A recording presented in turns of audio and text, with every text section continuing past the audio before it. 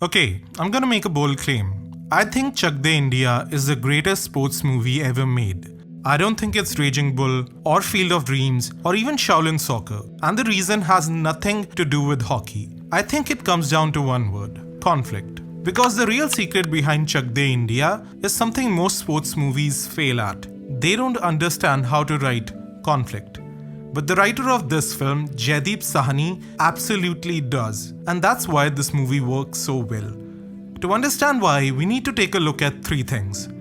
What conflict actually is, गोल तो सबसे ज्यादा मेरे ही होंगे। how conflict drives a story forward, and how multiple layers of conflict can elevate a story. ये भी बड़ी बात है मेरे लिए। So let's start with the basics. What conflict actually is.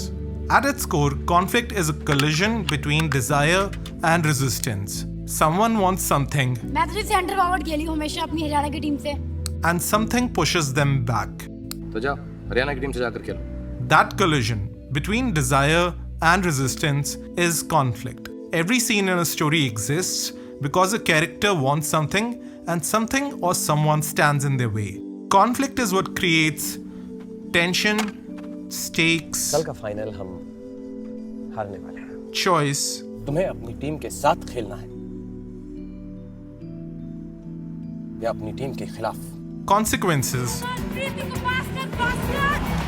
and ultimately change.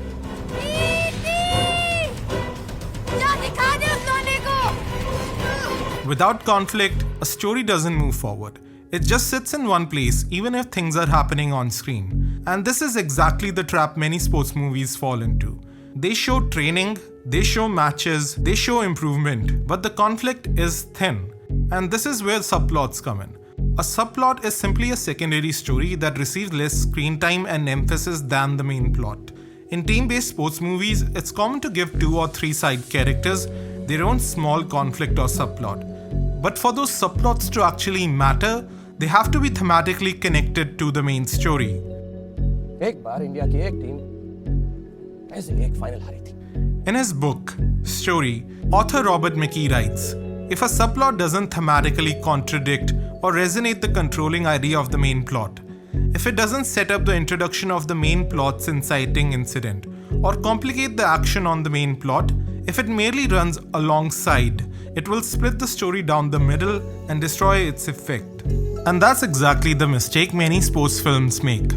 They introduce subplots like a romantic relationship, a family disagreement, or a random personal struggle. But these conflicts have nothing to do with the main story. They exist beside it instead of strengthening it. Chak De India does the opposite.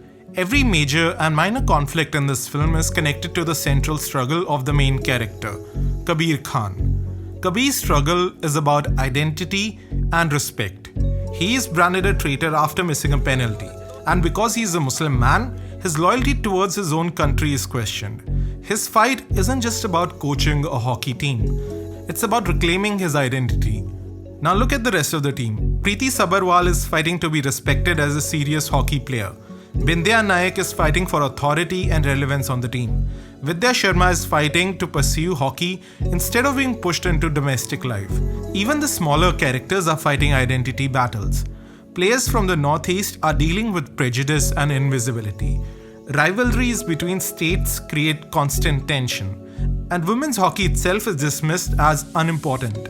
And this is where the film becomes structurally brilliant. Because these conflicts don't resolve quickly. They overlap. Komal's aggression creates tension inside the team. Bindya's insecurity threatens team unity. Vidya's fiancé pressures her outside the field. The Hockey Federation doubts the team. The media mocks them. And Kabir is fighting his own battle.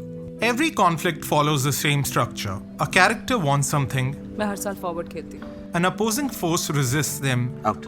And the character fights to prove the opposition wrong. ऐसी क्या खूबी है उसमें? All of these conflicts slowly build towards the final climax. But there's an important storytelling rule here. The main character's conflict must always come first. That's why Kabir Khan's humiliation is established at the beginning of the film. Once the main conflict is clear, every new subplot introduced later resonates with it. If a subplot were to be introduced before the main conflict, it would weaken the emotional power of the story. As the movie progresses, new conflicts are introduced, but they aren't resolved immediately.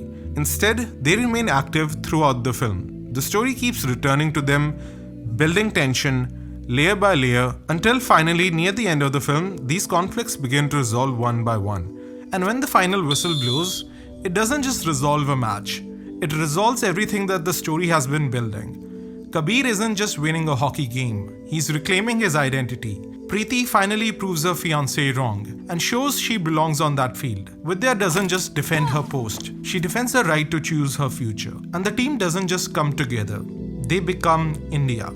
16 players, 16 identities, 16 battles for respect, all colliding on one field.